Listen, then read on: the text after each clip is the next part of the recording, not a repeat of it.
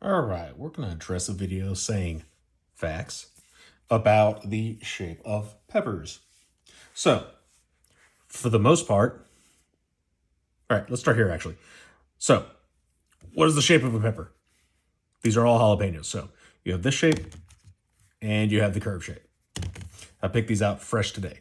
So, these are phenotypes. What is a phenotype? A phenotype is the genetic expression, so how things are expressed, of what the fruit is to look like genetically. It has nothing to do with conditions for the most part. Sometimes, yes, if a pepper is, or a plant is neglected, i.e. it's a drought area, you're not watering hardly at all, it's barely fed, if at all, except from the soil, it will be expressed in small, malformed, usually terrible looking fruits. So, is this one? No. Is this one? No. The curve of a jalapeno versus bullet style, two different ones, are only descriptive of what the genetic material of the seeds and the mother plant want to put out.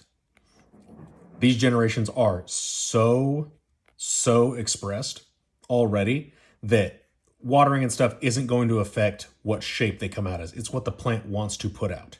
So that's why you have different ones. So that changes a little bit for heat if you get between the families. So the chinense, which is like habaneros, reapers, Moruga Scorpions, stuff like that, ghost, they'll have the bumps, the tails, and these very weird shapes. That is more surface area on the inside to express oil and do indicate a heat level. But in annuums, which are this, serranos, Thai peppers, most of your other things, most of your Asian peppers, they don't, because they don't have a ton of oil in them, which is why you don't see so much heat level. So, does picking the curliest jalapeno mean you're going to get a hotter jalapeno? Not one bit. It is whichever variant it is, because Texas A&M has one that is ruining. They yield well, but they're ruining the crops. Sort of ruining. They're just making less hot jalapenos. And then it'll continue to cross and stuff like this, but will it still have this shape? Yes, this is not an indicator because multiple plants are planted and farmers are also not killing plants because they're not putting out the phenotype, the shape that they want. So there's no culling. So that's why you're going to get these and these in the same pile. They're all jalapenos. Jalapenos will differ. So really, it's still just a random chance to get hot or not. That's what it's going to be. So don't pick based on shape unless you just like that shape. This fills more than this though, and it's a whole lot easier to manipulate on the grill. So that's a lesson for today. Do not listen to people who tell you, oh, it's the shape. Don't do that. Oh, also, side one of these I picked. I think that one has like a little bit right there. I picked one of these for this reason.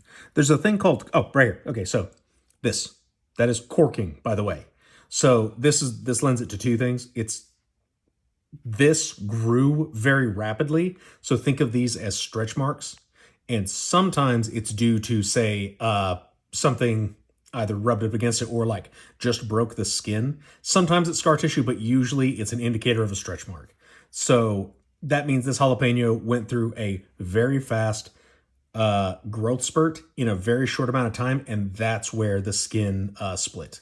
So it means nothing other than jalapeno grew quick. Same as people, basically. But yeah, so here's another one. But yeah, so mainly just trying to do stuff about phenotypes and what that kind of means.